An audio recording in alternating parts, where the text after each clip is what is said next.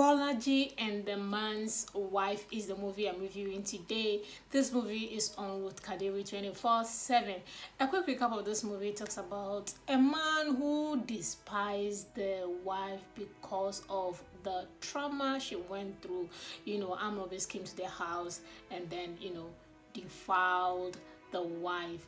And because of that, he decided to just be in an open marriage with the wife, and he did not want to see the wife in the same light after that incident. So pretty much decided to treat the wife like a rag.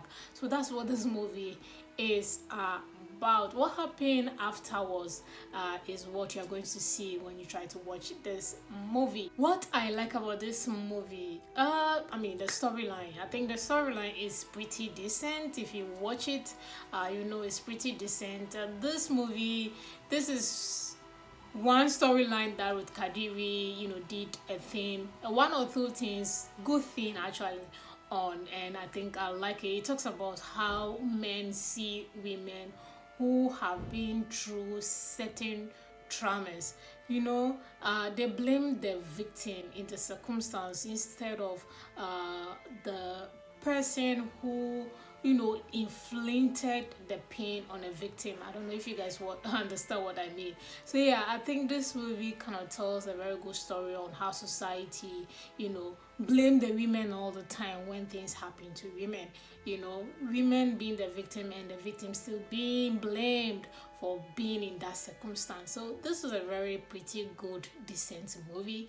The storyline is pretty good. I think I like the storyline. Another thing I like about this movie is the chemistry between Danieletim and then Onyi Alex. These two actors have been together on a couple of projects, and trust me, each time they bring it on. Most time they meet on Uche Nancy's project. So seeing them here is, I knew I was going to see a lot of good things together with them. So the chemistry that the two of them ooze was just something that I love so much. Kissing, they did it as if they were real couple. I'm like, hey, hold up. Yeah, that was really, really good. Daniel and Onyi Alex, when they come together, they always create a jam.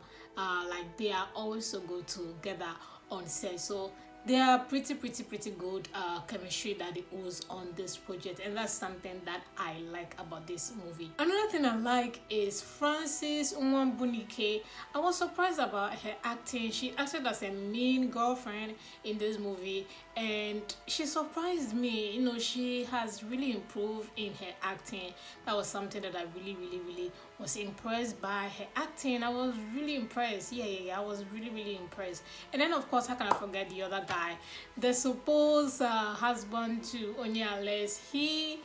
I don't know if this guy is a Ghanaian, because sometimes I feel he is a Ghanaian. I don't know, guys. If he is a Ghanaian, let me know in the comment section.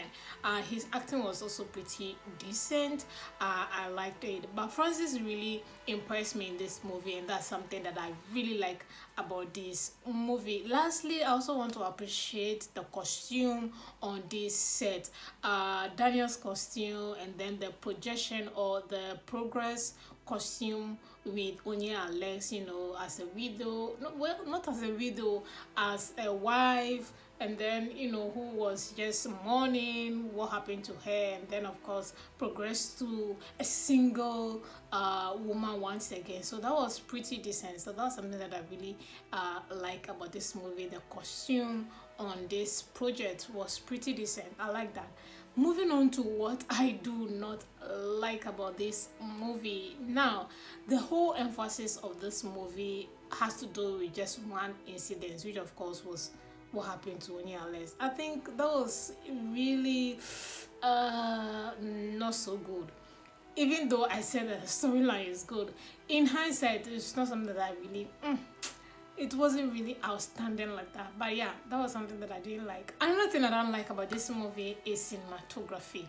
I don't know what is happening to Ruth Kadiri's cinematography. If you guys have noticed, most of the movies I've reviewed about Ruth, I always say that I like her cinematography. Yes, I do like bright cinematography, but with this, it is too yellowish. Onyi was you looking like a half caste, and then some of the colors was so deep in it. If it is no, it was just too yellowish. I don't like the grading. The grading was just, it was pitching the eye, and that was a little bit too much for me. I don't know about you. Cinematography for me was just bit too much into the eye, and that was something that I didn't like about it. So cinematography was question mark for me.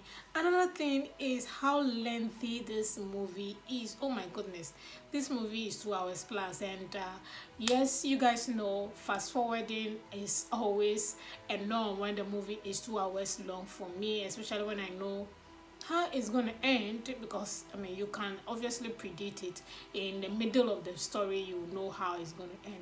So yeah, pretty too long for me for a movie that is centered around just one incident. Nah, it is not for me. So yeah, it is too long, and that's something I do not like about this movie. Another thing I don't like about this movie is location is just 2 or 3. The two different houses.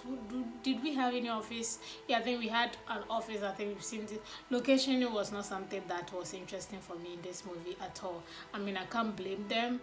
The storyline will determine the location that will be used. So even though I like the house that Francis lived in, that's I think a pretty new location for YouTube space. But I mean, we're not seeing different thing in terms of location. That's something that I don't like about this movie. So yeah, pretty much that's all I can say.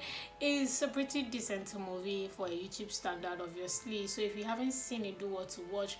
Rating this movie, I'm gonna give it 5/10. Yeah, I'm just breaking even, guys, with this one as well. So if you haven't seen Bolaji and the Man's Wife, do want to check it out on Rutkadero 24/7. Thank you guys so much for watching this review. I'll see you all in the next movie review.